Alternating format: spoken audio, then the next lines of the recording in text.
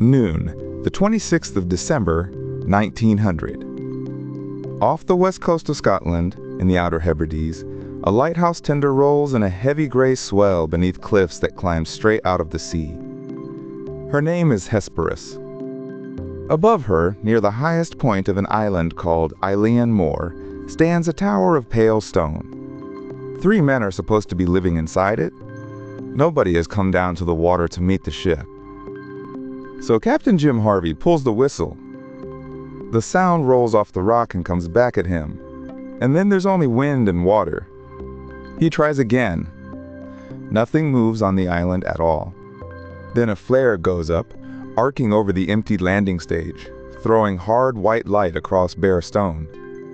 And still, no one answers. Whatever had happened on that rock had happened days before Hesperus ever arrived. That kind of silence isn't unusual out there. It's the natural condition of the place. The Flannan Isles are a scatter of bare rock in the Outer Hebrides, off the western coast of Scotland, with nothing beyond them but open Atlantic. Eilean Mor is the largest of them, and the name says it plainly enough, the Big Island. But big is relative here. A thin cap of turf laid over stone. No trees. Nothing that grows tall in that wind. What makes it forbidding isn't the size. It's the edges. The rock climbs straight out of the water in walls of roughly 45 meters, 148 feet, and it does that on nearly every side. There's no beach to run a boat up on. No harbor to duck into when the weather turns. The lighthouse sits near the island's highest point, so its beam clears the ocean in every direction, and so nothing on that rock shields it from anything. No neighbors to walk to. No boat sitting ready. Once the tender pulled away, the island belonged entirely to the men left standing on it, and whether anyone came or went again depended on what the sea was willing to allow. A rock like that doesn't invite building. It refuses it. And yet in 1895, men in oilskins began landing on Eilean Mor with rope, timber, and stone, intending to put a tower on top of the cliffs off western Scotland. The design came from David Allen Stevenson, working for the Northern Lighthouse Board. A tower of 23 meters, 75 feet. Short, by lighthouse standards, because the island itself was already doing most of the lifting. The contract went to George Lawson of Rutherglen. 4 years of work, from 1895 to 1899, for £1,899. The building, the landing places, the stairs, the railway tracks. Around £216,000 in today's money. Here is the part that stops you. There was no harbor. No road. Every barrel, every beam, every dress block of stone had to be hauled up cliffs that rose 45 meters, 148 feet, straight from the supply boats below. Everything the finished light would ever need had to arrive that way too, which meant the island alone was never enough. The board needed a foothold on land, somewhere a boat could actually tie up and a keeper could actually sleep.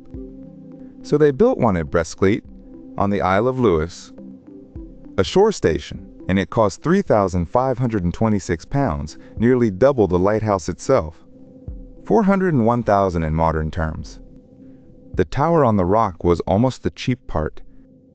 Getting the stone up the cliff once was hard enough. But a lighthouse doesn't just need building. It needs feeding, paraffin, food, coal, water, hauled up that same rock face for as long as the light burns. So the engineers laid a railway on Eilean Mor. There was no locomotive. In a small shed built onto the lighthouse itself sat a steam engine, and from that engine ran a cable. A single steel line doing all the lifting on an island with no horses and no road. The line ran down from the station heading west, then bent round to the south, following the shape of the rock instead of fighting it. And a cable can't turn a corner on its own, so they set pulleys into the ground between the rails. They also knew the cable would jump. So along the inside rail they planted a line of posts, a fence for a steel rope, there to catch it and hold it near the track when it leapt off the wheels. That's the mind of a Victorian engineer on a rock in the Atlantic. The cargo itself rode in a small four-wheeled bogie dragged up out of the sea's reach. And the last stretch, the final approach to the landing stages, was brutally steep, the place where the island stopped being solid ground and became the Atlantic. All that machinery, the cable and the bogie and the little steam engine, existed for one purpose: to keep a flame alive on a rock in the Atlantic. And on the 7th of December, 1899, that flame was lit for the first time. 23 meters of masonry near the island's highest point, and from that lantern the beam swept out over water that had swallowed ships for centuries. Sailors who had run that stretch blind for generations suddenly had a mark to steer by. That light had an appetite. 20 barrels of paraffin a year hauled up those cliffs from supply boats and dragged to the tower a load at a time. Every barrel was somebody's aching back. So the work never really stopped. Wicks trimmed, lenses wiped free of salt haze, reservoirs refilled before dark, brass polished, the clockwork wound. A keeper's whole day bent around one moment, the hour the lamp had to burn. Watch sleep, watch again.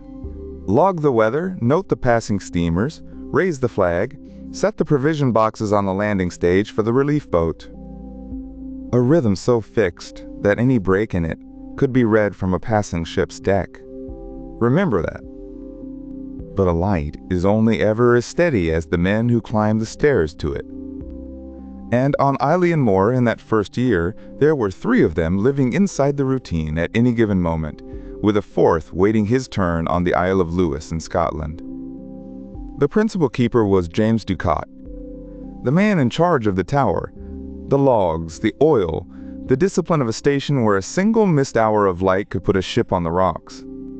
With him, Thomas Marshall, the second assistant, younger in the ranks, the one who took the worst of the watches and the wettest of the work down at the landing stages. And the third man was Donald MacArthur, not a permanent fixture at all, but an occasional keeper, filling in on the rock while another man took his leave ashore. That word, occasional, would end up carved into the official record, because that was how the Northern Lighthouse Board ran the place. 3 men on the island, a 4th rotating out to the shore station at Brestcleet on the Isle of Lewis, sleeping in a real bed, hearing other voices. In December 1900, the man waiting ashore for his turn was Joseph Moore. He knew those 3. He knew their handwriting in the log, their habits, the sound of their boots on the stairs. He would be the first one to go looking. That rhythm on the rock only mattered because of who was watching it from the water. Every night, ships in the North Atlantic steered by lights like this one, counting flashes, checking bearings, trusting a lamp they'd never see up close. On the 15th of December 1900, one of those ships was working her way up toward Scotland. The Steamer Archtor, out of Philadelphia and bound for Leith, was pushing through foul weather off the Hebrides. Somewhere off her beam, the Flannan light should have been burning. It wasn't. Her log recorded the plain fact of it, the light not operational, in poor conditions. No panic. Just a line entered and the voyage continuing. And why would there be panic? In a December gale, spray and rain can swallow a beam whole. A dark horizon might mean a failed lamp, or it might mean nothing more than weather. Sailors had seen both. There was no wireless on that rock. That wouldn't come for another quarter century. So the news traveled at the speed of a hull. The Archtor docked at Leith on the 18th of December, and only then was the sighting passed to the Northern Lighthouse Board. A report like that doesn't stay in a logbook. Once the Northern Lighthouse Board had it, the answer was simple enough on paper. Send the tender out. The Hesperus was to sail from Brestcleet on the Isle of Lewis on the 20th of December. Simple, on paper. The Atlantic had other ideas. The 20th came and went, with the swell breaking white across the mouth of the anchorage, and the Hesperus stayed exactly where she was, straining at her mooring lines. Then the 21st, the 22nd. Every hour of that weather was an hour in which nobody on shore learned a single new thing about 3 men 60-odd miles out on a rock. Christmas came and passed in the waiting. On the 26th of December, 6 days behind schedule, the sea finally let her through. Around noon, the Hesperus came up under the cliffs of Eilean Mor, engines beating against the swell, and every man aboard turned to look up at the rock. The Hesperus came in under the cliffs at noon on the 26th of December, and the first thing her crew noticed about Eilean Mor, off the west coast of Scotland, wasn't something they saw. It was something missing. The flagpole was bare. On a rock like that, a flag was the simplest message a keeper could send. It told an approaching vessel that men were alive up there, awake and watching for her smoke. That pole stood naked against the cloud, and down on the landing stage, nothing was waiting either. None of the usual provision boxes had been set out for restocking, the small, dull chore that always came before relief. The whetstone was clear. No one stood on that rock to catch a line. No figure came down the steep stairs from the station. Only gulls, the slap of swell against stone, and a ship rolling in cold December water. Captain Jim Harvey ordered the whistle blown. The blast rolled out across the water, struck 148 feet of streaming rock, and came back at him. Then it faded. Above, no door opened. So Harvey fired a flare. It climbed, burned white above the island, and sank away into the murk. Nothing moved on Eilean Mor. Whatever had happened up on that rock, it was not going to answer a ship. And when neither the whistle nor the flare brought anyone to the cliff edge, somebody had to go and knock. A boat came down off the Hesperus into the swell, and one man was rowed in alone. Joseph Moore, the relief keeper. He stepped off onto wet rock at the landing stage and began the climb. Concrete steps, the rail bed, the track curving up the slope above him. In all that climbing, not one voice called down to meet him. At the top, the gate into the lighthouse compound stood closed. So did the main door of the tower. No keeper leaning in the frame, no pipe smoke, no greeting. He opened that door himself and went in. Inside, the air was cold and still. He moved through the rooms the way you do when you already know nobody's there. The beds had not been made. And on the wall, the clock had stopped. That unwound clock was the loudest thing in the building. Because a station like this ran on turning keys and keeping time, and nobody had turned this one. Whatever pulled these men away, it happened before the winding. So he went back out through that quiet compound, down the steep track, and told the men holding the boat in the swell what he had found. Unmade beds. A dead clock. And not a single keeper on the rock. Whatever Joseph Moore said when the boat took him off that rock, it was enough that nobody let him climb back up alone. Hesperus gave him 2 men, the second mate and 1 seaman. So the 3 of them went up the zigzag path a second time, in December light that was already thinking about going out. This time they searched properly, room by room. And what they found in the light room made no sense at all. The lamps had been cleaned. The reservoirs had been refilled.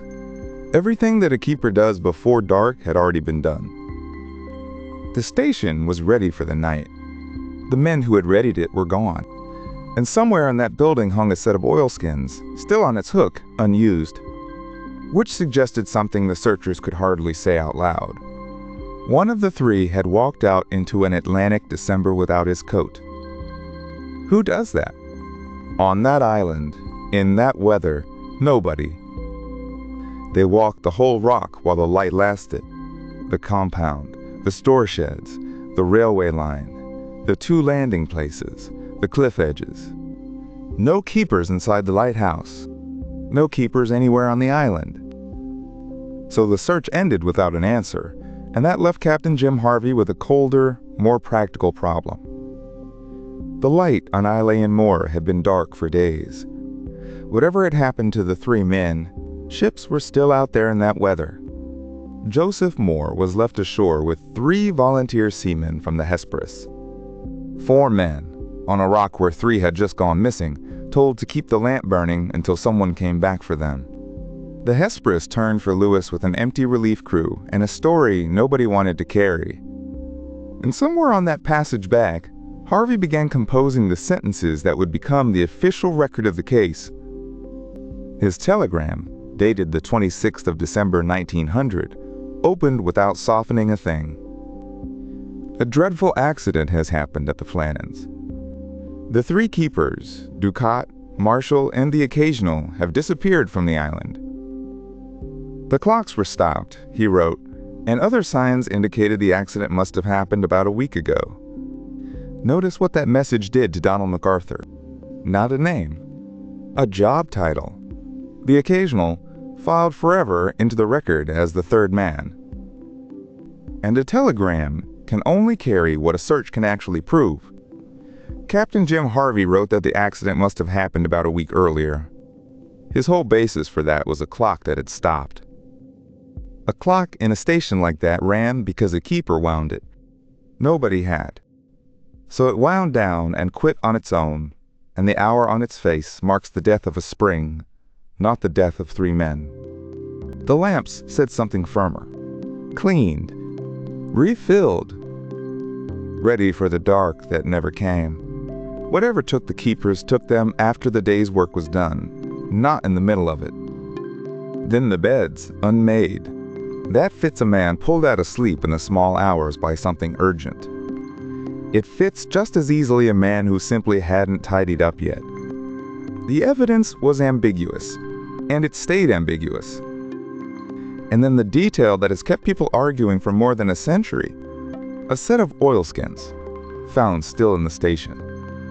In December, on the Atlantic edge of Scotland, one of the 3 had gone out into the weather without his coat, and both doors were shut. The compound gate, the main door, closed behind whoever went out last. That is where the documented record simply stops. 3 names, a fastened door, and not one line anywhere to explain it. And where the written record stops, the sea starts making its own argument. The explanation most often defended, then and ever since, is the plainest one available, that the Atlantic came up the rock and took all 3 men at the landing places. December in the Outer Hebrides isn't weather in any ordinary sense. Swell rolls in off open Atlantic water, meets cliffs 45 meters high, and climbs them. Spray goes clean over the top, and the landing places sit down at the waterline. And there was reason for a man to be down there. No provision boxes waiting on the landing stage. The lamps already cleaned and refilled. The final approaches to those stages were extremely steep, a narrow way cut with the sea straight below it and nothing to hold. But here is where the argument strains. A set of oilskins was still hanging inside the lighthouse. In December on that rock, one keeper went out without his weather gear. Either he left in a terrible hurry, or he never expected to be gone long at all. And could one sea really take 3 men at once, spread out along a route the way any working crew would be? Some researchers argue a wave that size needs no accomplice. Others look at the shut gate, the closed door, and call the sea the tidiest answer, not a proven one. And where the strongest explanation strains, others crowd in to fill the gap. For more than a century, people have offered their own endings for Eilean Mor off the west coast of Scotland. Almost none of them can be tested. The oldest whisper is the simplest one. 3 men, 1 rock, weeks of wind and paraffin fumes. Some retellings claim a quarrel turned deadly, that 2 went over the cliff and the 3rd followed by choice. But the station itself never supported it. The lamps have been cleaned and refilled. Nothing the searchers recorded pointed to a struggle. A story that needs violence has to explain why the rock looks so orderly. Others reached instead for the mind. The idea that isolation broke one of them, that a man walked out into a December gale without the coat he should have worn, and that the other two chased him down toward the sea. Then come the human intruders, a passing vessel that took them off. Foreign agents, deserters who simply chose to disappear. Each version has been argued somewhere, and none of it left a trace in the record. And beyond those, the older strangeness. Sea creatures, great birds, lights above the water, abduction by something not human. Islanders had long treated these isles as uneasy ground, and the vanishing gave folklore a door. Claims, all of them. The record still ends at an empty rock. While the arguments went round in circles on the mainland, the rock itself had no interest in them. There was still a light to burn, and the Northern Lighthouse Board kept sending men out to burn it. For 25 years, the men on Eilean Mor were as cut off as Ducat and Marshall had been. Then, in 1925, the station became one of the first Scottish lights to receive messages from shore by wireless telegraphy. The cable railway lasted into the 1960s before it was torn out. Its concrete bed stayed and became a roadway for a three-wheeled, rubber-tired cross-country machine called a Gnat, built by Amers McLean of Galashiels. Its little four-stroke engine hauled provisions up the same brutal gradient the bogie once climbed. It didn't last long either. On the 28th of September 1971, the light was automated and a reinforced concrete helipad was poured beside it. After 72 years, no keeper slept on Eilean Mor again. The light now burns acetylene gas, unattended, throwing its flash 17 nautical miles out across the water. Nobody has to climb those stairs to keep it alive. It's watched from a distance now, monitored from the Butt of Lewis at the northern tip of Lewis in Scotland. And the shore station at Bruscleat, where a fourth keeper once waited his turn, was carved up into flats. In December 2025, Western Isles Council approved its renovation. Exhibition space and offices below, holiday flats above, another unit next door. Visitors will sleep where Joseph Moore once waited for a boat to the rock. The station kept moving forward then. Machines replaced men, and stone found new purposes. But the question left on that rock in the winter of 1900 never modernized. It simply stayed where it was. The light still turns out there, unattended, sweeping 17 nautical miles of black water. No footsteps on the stairs. No one to wind a clock. No one to hang a coat by the door. And in the end, the only witnesses to what happened to James Ducat, Thomas Marshall, and Donald MacArthur were three quiet things. A flagpole with nothing flying from it. A clock nobody had wound. And a set of oilskins still hanging, waiting for a man who never came back for them. Over a century of theories, and the rock has never given up a single answer.